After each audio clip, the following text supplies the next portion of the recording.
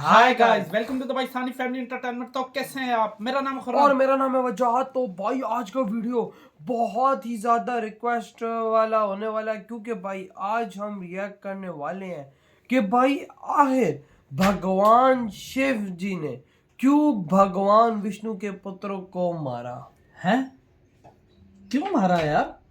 लेकिन कौन से पुत्रों को मारा है? कौन से सबसे बड़ी बात तो पहले ये है कि भगवान विष्णु जी के पुत्रों को मारा। ने तो आज तक ऐसी बात नहीं सुनी वाकई। और कौन से पुत्रों को मारा? हाँ, क्योंकि उनके बेटे तो यार तुझे पता है, जब भगवान विष्णु जी खुद है तो उनके बेटे कैसे होंगे फिर? यार मैं वही तो धर्म पर चलने वाले, तो फिर क्यों वध किया? हाँ यार, ये तो भाई कौन ऑन करते स्टार्ट। क्या हुआ जब भगवान शिव ने किया भगवान विष्णु के सभी पुत्रों का वध, और इसके बाद भगवान विष्णु ने क्या किया? आप देख रहे हैं मिस्टीरियस हिंदू। तो चलिए अब करते हैं ज्ञान की बात। वीडियो में आगे बढ़ने से पहले हमारे चैनल को सब्सक्राइब अवश्य करें और बेल आइकन जरूर दबाएं। साथ ही कमेंट बॉक्स में हर हर महादेव, जय हरि विष्णु अवश्य लिखिएगा। कहते हैं भगवान शिव हो या भगवान विष्णु, जब जब संसार को आवश्यकता होती है तब तब भगवान अवतार लेते हैं। हमारे धर्म ग्रंथों के अनुसार भगवान शिव के कुल मिलाकर 19 अवतार हुए हैं, और उन्हीं में से एक ऐसा भी भगवान शिव का अवतार था जो उन्होंने सिर्फ और सिर्फ भगवान विष्णु के पुत्रों का अंत करने के लिए लिया था। तो आइए जानते हैं आखिर क्यों भगवान शिव को भगवान विष्णु के पुत्रों के संहार की जरूरत पड़ी, और उस समय उन्होंने कौन सा सबसे शक्तिशाली और खतरनाक अवतार लिया था। दरअसल शिव पुराण और विष्णु पुराण में ये खास कथा वर्णित है, जहाँ पर ये कथा समुद्र मंथन के समय को दर्शाती है। समुद्र मंथन के उपरांत जब अमृत कलश उत्पन्न हुआ, जिसे राक्षस भी ग्रहण करना चाहते थे, इसी अमृत के लिए देवताओं और राक्षसों में आपसी लड़ाई होने लगी। तो उसे दैत्यों की नजरों से बचाने के लिए स्वयं हरि विष्णु ने मोहिनी रूप धारण किया। वो बहुत ही सुंदर अप्सरा थी, जिसे देखकर बहुत सारे दानव भी मंत्र मुक्त हो गए और उनके पीछे पीछे चलने लगे। इसी का फायदा उठाकर मोहिनी रूपी विष्णु जी ने देवताओं को अमृत पान करवा दिया, और वहीं दानवों को अमृत के स्थान पर पानी पिला दिया।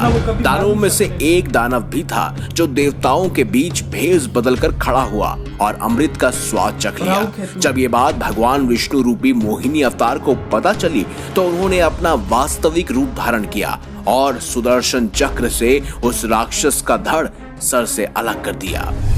लेकिन तब तक वो दानव अमृत ग्रहण कर चुका था, इससे उसका वध संभव नहीं हो पाया। उसका धड़ राहु कहलाया और शरीर केतु। ये सब देखकर राक्षस समझ गए कि ये स्वयं भगवान विष्णु जी की ही चाल थी, और उन्होंने देवताओं पर आक्रमण कर दिया। देवताओं और दानवों के बीच एक भयंकर संग्राम छिड़ गया, लेकिन इस बार भी दानवों की हार हुई, क्योंकि अमृत पीने के कारण देवता अजर अमर हो चुके थे और बेहद ज्यादा शक्तिशाली भी हो चुके थे। अंततः दैत्यों को हार का सामना करना पड़ा। स्वयं को बचाने के लिए वो सभी पाताल लोक भागने लगे, और दैत्यों की संहार की मंशा लिए स्वयं हरि विष्णु जी उनके पीछे पीछे पाताल लोक जा पहुंचे, और वहां उन्होंने कई सारे दैत्यों का विनाश कर दिया। लेकिन पाताल लोक में दानवों द्वारा कई सारी कैद की हुई अप्सराएं भी रहती थी। वो सब बहुत बड़ी शिव भक्त थी। दैत्यों का नाश होते ही अप्सराएं मुक्त हो गई, और जब उन्होंने मोहिनी रूपी मूरत वाले स्वयं श्री हरि विष्णु को देखा, तो वह उन पर मोहित हो गई। ये सब अप्सराएं देवी लक्ष्मी की बहनें कही जाती हैं, जिन्हें दानवों ने पाताल लोक में बंदी बनाया हुआ था। और जब उन्होंने भगवान विष्णु को देखा, तो वह उनके लिए बहुत ज्यादा प्रेम भाव में पड़ गई। वह सब उनको अपना पति मानना चाहती थी, और उनकी आराधना तपस्या करने के लिए वो जुट गई। लेकिन भगवान विष्णु नहीं माने। माता लक्ष्मी को जब ये बात पता चली, तो वो व्याकुल हो उठी। उन्होंने स्वयं भगवान विष्णु से पूछा कि आखिर उनके हृदय में कौन वास करता है, जिसका उत्तर स्वयं भगवान विष्णु ने दिया कि उनके आधे हृदय में महादेव वास करते हैं, साथ ही वो सब वास करते हैं जो उनसे प्रेम करते हैं, और बाकी बचे हुए हृदय में स्वयं देवी लक्ष्मी निवास करती है। ये जानकर देवी लक्ष्मी इस बात से बेहद क्रोधित हो गई, और उन्होंने नारायण को स्वयं को भुला देने के लिए कहा, और कहा कि वह जाकर उन अप्सराओं के साथ ही रहे। नारायण को भी इस बात पर क्रोध आ गया, वहीं पाताल में निवास कर रही सभी अप्सराएं महादेव की तपस्या करने लगी। अच्छा। और उन्होंने भगवान शिव से भगवान विष्णु को अपना स्वामी बन जाने का वरदान मांग लिया। माता लक्ष्मी का श्राप भी सफल हुआ। वहीं विष्णु जी सब कुछ भूल गए। वहीं महादेव द्वारा अप्सराओं को मिले वरदान से विष्णु जी पाताल लोक पहुँचे और उनका विवाह उन मतलब आपने सभी करते हुए अप्सराओं से भूला हुआ। कि मैं कौन हूँ, क्या अब स्वयं भगवान विष्णु पाताल लोक में निवास करने वहीं पे लगे। रहने इससे लग गए। संसार का संतुलन बिगड़ सा गया। संसार न चलने से हर जगह त्राही त्राही होने लगी और संचालन बिल्कुल थम सा गया। वहीं देवता सभी परेशान होकर ब्रह्मादेव के पास पहुंचे अच्छा। और ब्रह्मदेव से कहा, हे देव, बिना भगवान विष्णु के संसार का संचालन नहीं हो रहा है। अपितु अगर यही हाल रहा तो जल्द ही पूरा संसार नष्ट हो जाएगा। ऐसे में स्वयं ब्रह्मदेव ने उन्हें महादेव के पास जाने के लिए कहा और कहा कि महादेव ही इसके लिए कुछ कर सकते हैं। इस दौरान श्री हरि विष्णु पाताल लोक में निवास करने लगे। उन्हें अप्सराओं से कई सारे पुत्रों की प्राप्ति हुई, लेकिन उनके वो पुत्र राक्षसी प्रवृत्ति के थे, क्योंकि उस समय वो पाताल लोक में निवास कर रहे थे। और अपनी क्रूरता के बल पर श्री हरि विष्णु के उन पुत्रों ने तीनों लोकों में कोहराम मचा दिया। उनके अत्याचारों से परेशान होकर सभी देवतागण स्वयं भगवान शिव के समक्ष प्रस्तुत हुए और उनसे श्री हरि के पुत्रों के संहार की प्रार्थना करने लगे। वहीं जब देवी लक्ष्मी को अपनी इस भूल की अनुभूति हुई, तब वह सहायता मांगने के लिए महादेव और माता पार्वती के पास गई। बहुत सोच विचार कर और संसार के हित में स्वयं महादेव ने उस समय अवतार लेने का निश्चय किया, क्योंकि वो जानते थे कि वह स्वयं शिव के रूप में विष्णु के पुत्रों का संहार नहीं कर सकते हैं। इसीलिए महादेव ने ऋषभ अवतार लिया। वो पाताल लोक चले गए। देवताओं को विष्णु के पुत्रों के आतंक से मुक्त कराने के लिए भगवान शिव ने एक बैल का रूप लिया था, जिसे ऋषभ कहा जाता है, जो बेहद ही शक्तिशाली भी माना जाता है। अब स्वयं भगवान शिव पाताल लोक जा पहुंचे और उसके बाद उन्होंने स्वयं भगवान विष्णु के सभी पुत्रों से युद्ध किया। जहां भगवान विष्णु के सभी पुत्रों का संहार स्वयं महादेव ने कर डाला। जब श्री हरि विष्णु को ये बात पता चली तो उनसे रहा नहीं गया।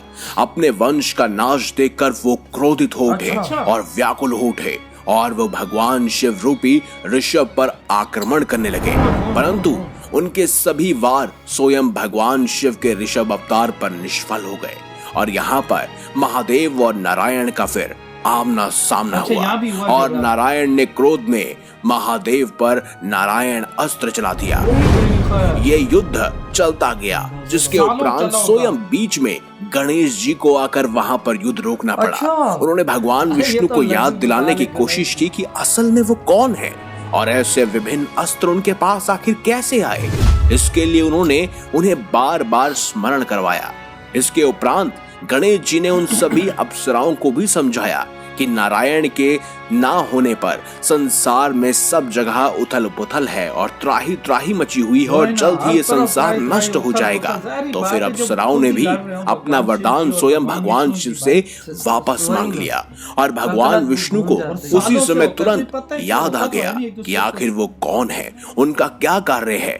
और ऐसे में उन्होंने स्वयं युद्ध को रोकते हुए महादेव से क्षमा भी मांगी।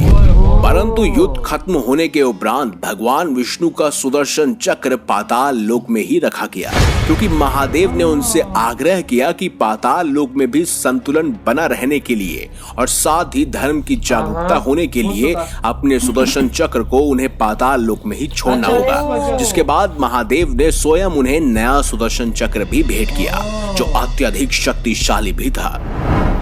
इसीलिए कहा जाता है कि स्वयं भगवान शिव और हरि विष्णु एक ही हैं। यदि स्वयं विष्णु जी पर विपदा होती है तो शिव जी आएंगे, और जब शिव जी पर विपदा होती है तो स्वयं विष्णु जी आएंगे और ईश्वर इस संसार को चलाते रहेंगे। इसीलिए अगर आपको हमारी एक खास इधर हुई ये वीडियो साबित हो गया कि भगवान विष्णु जी और भगवान शिव जी एक ही हैं। यार वो फिर बच्चे जो थे जुल्म कर रहे थे ना, अधर्म थे ना हर जगह भाई, अधर्म जुल्म।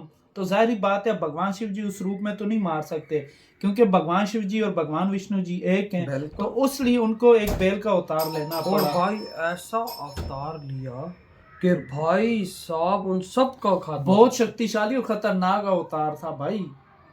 और और यार देख ना भाई साहब, माता लक्ष्मी जी ने भी भाई साहब भगवान विष्णु जी को वही वो दे दी, बददुआ दे दी ऊपर हाँ। से भाई साहब। फिर उसके बाद फिर वो पताल रहने लग गए थे। हाँ ना, लेकिन यार वो देख अप्सराएं जिन्हें को कैद किया हुआ था, हाँ वो बिल्कुल प्यार में पड़ गई तो भगवान भाई साहब विष्णु फिर इसी तरह फिर उनको शराब लगा हुआ था, तो फिर वो अपने मतलब जो कार्य होते हैं वो करना भूल गए भगवान विष्णु जी और पताल में रहने लग गए। तो इसलिए पृथ्वी का सारा निजाम उथल पुथल होने लग गया था। हाँ। तो फिर भाई बीच में आए हमारे लड्डू गोपाल प्यारे भगवान गणेश जी, और उन्होंने सब कुछ जाके अप्सरा को बोला कि भाई ये मसला हो रहा है। तो फिर उन्होंने जाके उनको मुक्त किया। यार लेकिन तो- भाई सुदर्शन चक्र वो वहीं पे छोड़ और गए फिर ताकि भगवान- धर्म रहे बिल्कुल। और निजाम सही रहे। और फिर उसके बाद भगवान शिव जी ने खुद उससे ज्यादा शक्तिशाली सुदर्शन चक्र दिया उनको। भाई साहब इसलिए कहते हैं ना कि भाई भगवान विष्णु और भगवान शिव जी की लड़ाई भी हो जाए लेकिन है एक ही, है क्योंकि एक उनको ही। कुछ नहीं हो सकता। अगर वो लड़ेंगे तो भाई पृथ्वी का निजाम उथल पुथल हो सही जाएगा। का, और हम सही का।